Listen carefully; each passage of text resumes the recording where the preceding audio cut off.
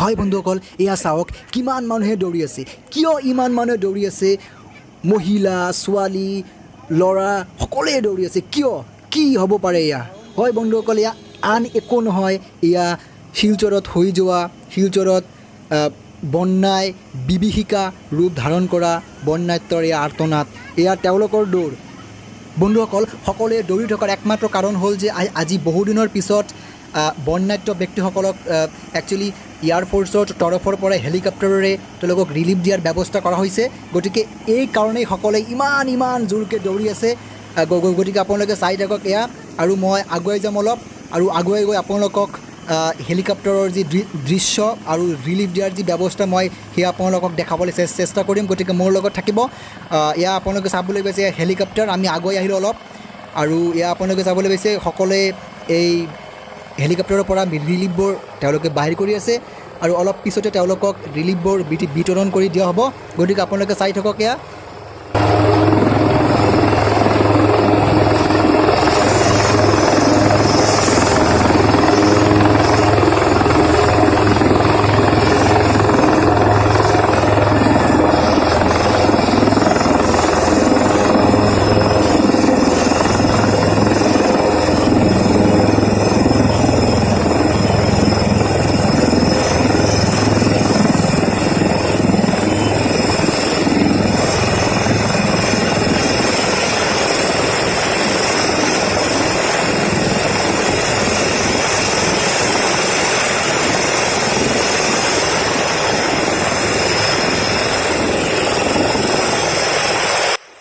হয় বন্ধুসকল, এয়া আপোনালোকে চাবলৈ পাইছে হেলিকপ্টাৰৰ পৰা ৰিলিফবোৰ নমোৱা হৈ আছে, আৰু অলপ পিছতেই তেওঁলোকক একচুৱেলি ৰিলিফবোৰ বিতৰণ কৰি দিয়া হ'ব। আৰু এয়া আপোনালোকে চাবলৈ পাইছে সকলোৱে এটা ঠাইতে জোট খাইছে, আৰু তেওঁলোকে ৰিলিফ লোৱাৰ কাৰণে তেওঁলোকে ৱেইট কৰি আছে। আৰু এয়া আপোনালোকে চাবলৈ পাইছে এয়া বহুত এটা তেওঁলোকৰ কাৰণে এটা বহুত ভাল এটা সময়, কাৰণ 8 দিন পিছত তেওঁলোকে ৰিলিফ তেওঁলোকে ৰিচিভ কৰি আছে।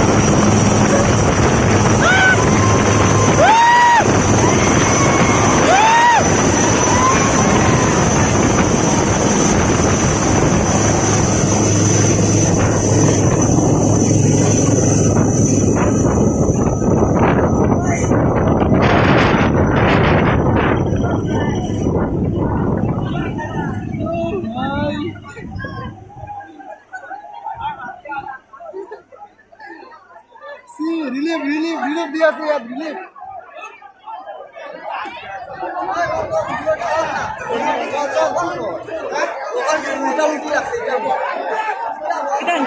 স্যাৰ ৰিলিফ স্যাৰ অবস্থা।